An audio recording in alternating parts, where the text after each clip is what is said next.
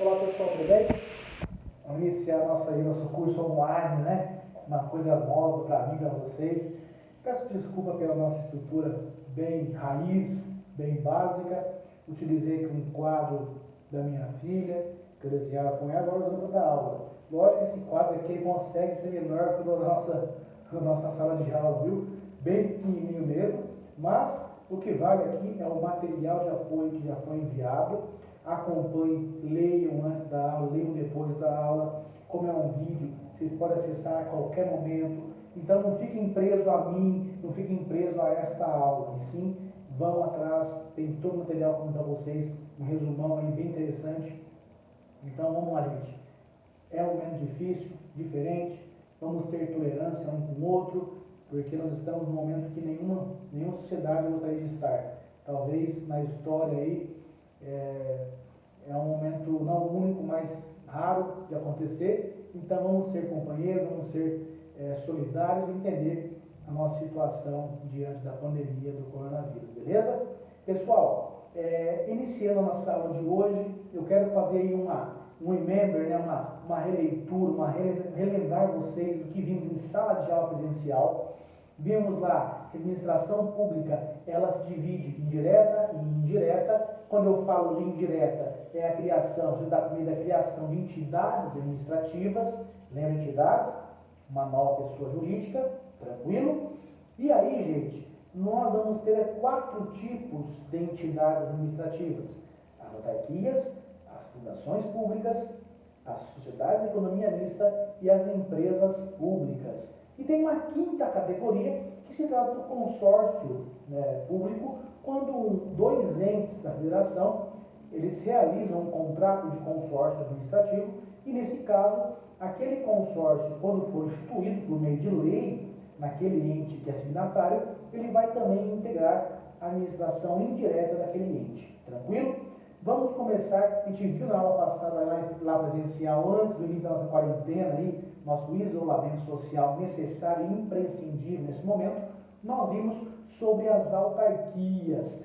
Nós vimos lá, por exemplo, que as autarquias, elas são pessoas jurídicas de direito público interno que pertencem à administração pública indireta.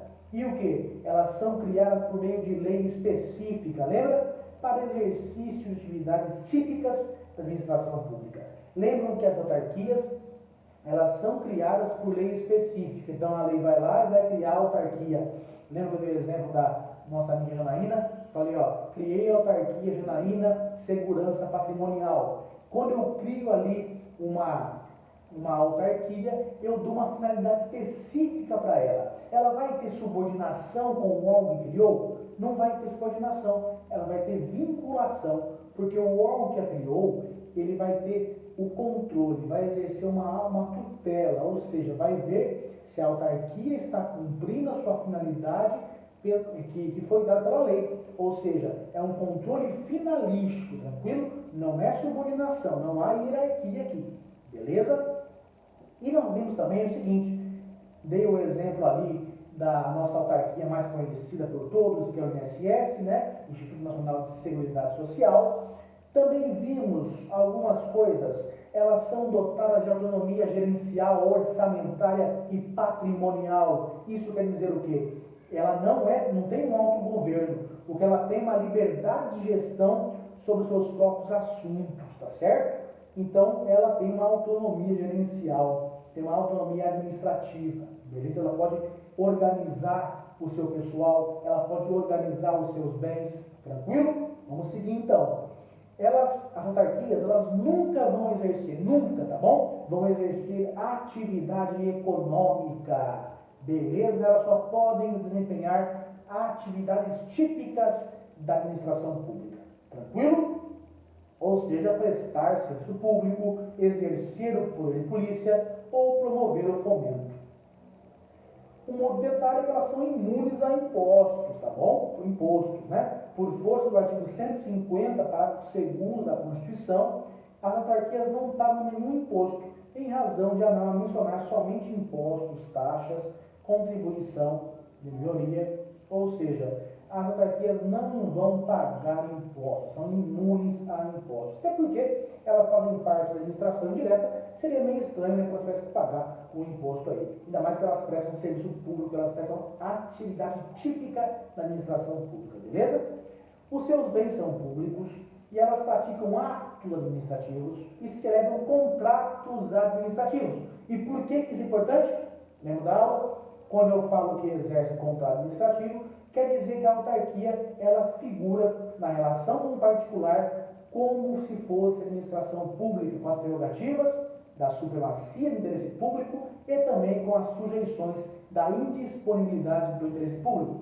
Ou seja, a autarquia ela não celebra contratos da administração, e sim contratos administrativos, que têm as prerrogativas e sujeições, ou seja, incluindo aqueles tipos de ocupação temporária, de rescisão unilateral, beleza? Então, a autarquia é como se fosse a própria administração pública quando celebra um contrato com um particular. Além disso, o seu pessoal é contratado mediante concurso, obviamente, mas também mediante um vínculo estatutário, não é um vínculo seletista igual na economia mista e empresa pública, que lá nós teremos os empregados públicos.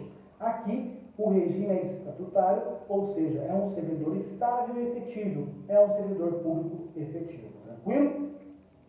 Um servidor público estatutário, tranquilo? Seguindo aqui, ela também responde de forma objetiva e subjetiva, e entre outras características, ela sofre controle dos tribunais de contas, tem o dever de observar as regras de contabilidade pública, estão sujeitas à vedação de acumulação de cargos e funções públicas, devem realizar licitação e seus dirigentes ocupam cargos em comissão de livre provimento e nomeação, ou seja, é um cargo de confiança que eu vou nomear e vou demitir, exonerar a qualquer tempo, exoneração ad nutum, beleza? Pessoal, esse é o básico das autarquias.